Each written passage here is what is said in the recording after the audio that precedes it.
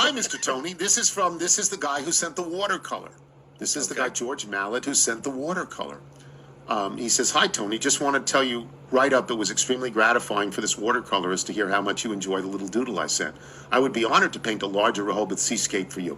And I'm adding parenthetically, paint that exact thing. That's great.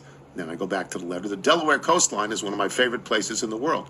I learned to catch sharks at Broadkill Beach and grew up eating King's ice cream in Milton. The woman to whom I plan to be related by marriage and I expect to marry on the beach sometime after things get a little less weird. If you have any thoughts about how large a rendering you would enjoy, have somebody shoot me an email. My favorite frame shop here in Rochester closed recently, so I will defer to you and Framebridge. Sure, because you would use the code. Of course, we would.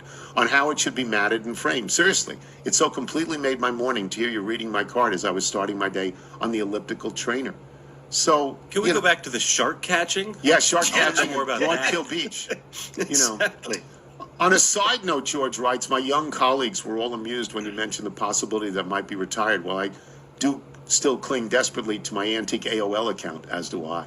My only son is just 8 years old. He plays hockey and rides bulls on the radio, so I expect to keep chasing news stories while also sending cards to the people I admire for a long time. Then he sent a link to when Joe Biden called his mom on her birthday, and Michael and I will be able to play that later.